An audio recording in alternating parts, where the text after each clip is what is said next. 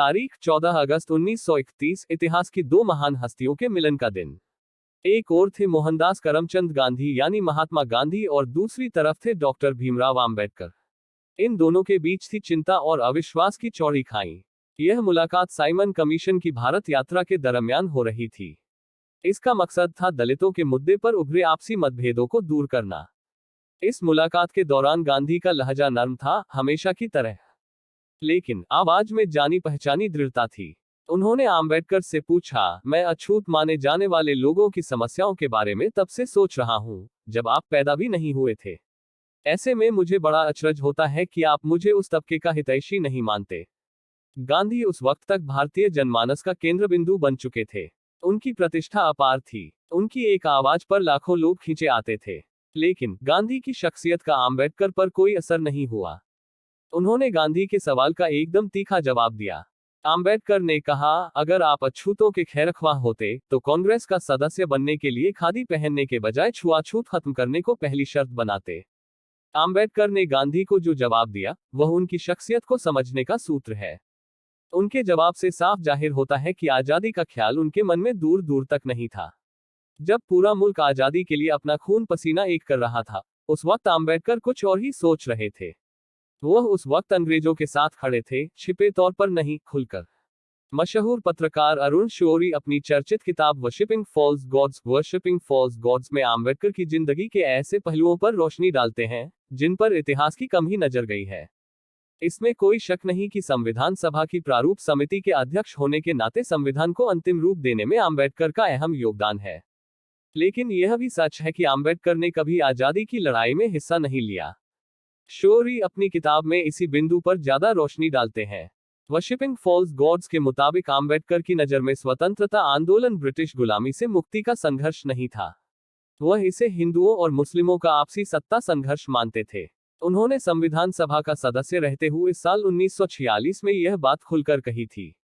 उन्होंने यहां तक कह दिया था, कांग्रेस मध्यवर्गीय हिंदुओं की संस्था है जिसे हिंदू पूंजीपतियों का समर्थन हासिल है। इसका लक्ष्य भारतीयों की स्वतंत्रता नहीं, बल्कि ब्रिटेन के नियंत्रण से मुक्त होना और सत्ता प्राप्त करना है। भारत के स्वतंत्रता संग्राम में 1942 के भारत छोड़ो आंदोलन का हिस्सा सबसे महत्वपूर्ण है।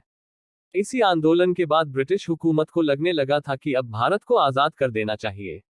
अंग्रेजी सरकार का रिकॉर्ड बताता है कि भारत छोड़ो आंदोलन के दौरान करीब 24,000 लोग बर्बर दमन के चलते शहीद हुए। 80,000 से ज्यादा लोगों जेलों में बंद किया गया। ध्यान रहे कि ये सरकारी आंकड़े हैं, गिरफ्तार और शहीद होने वालों की संख्या इससे कई गुना ज्यादा रही होगी। लेकिन हैरानी की बात है कि आम्बेडकर का इस आंदोलन में कोई योगदान नहीं था।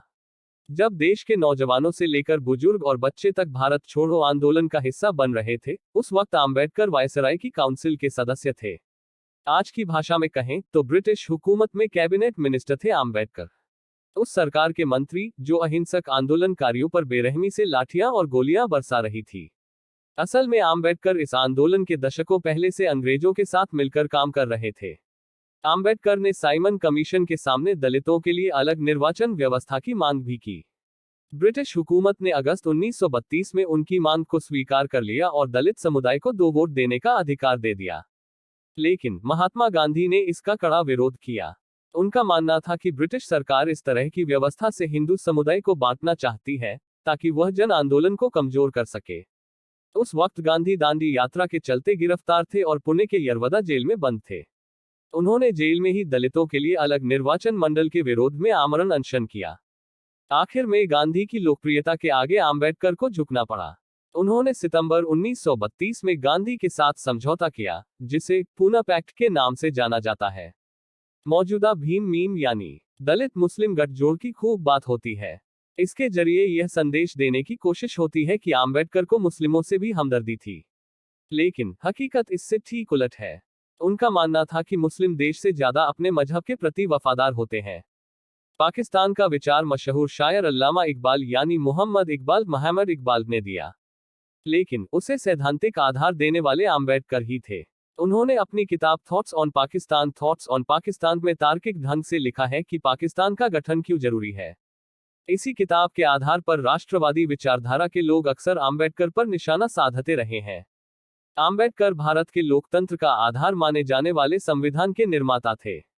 लेकिन खुद आम्बेडकर को ही भरोसा नहीं था कि भारत लोकतांत्रिक मुल्क के तौर पर कामयाब हो पाएगा। उन्होंने जून 1953 में बीबीसी को एक इंटरव्यू कहा कि भारत में लोकतंत्र कामयाब नहीं होगा, यानी संविधान बनाने और लागू होने के महज 3-4 वर्षों में ही आम्बेडकर के विचार बदल गए थे। इसमें शक नहीं कि आम्बेडकर इतिहास पुरुष हैं। उन्होंने दलितों के उत्थान के लिए कई सफल प्रयास किए, संविधान बनाने में भी महत्वपूर्ण भूमिका निभाई। लेकिन उनकी जिंदगी से जुड़े कई असहज करने वाले तथ्य भी हैं, जिन पर वक्त की धूल पड़ गई है। उस धूल को झाड़े बिना आम्बेडकर का उचित मूल्यांकन नहीं हो सकता।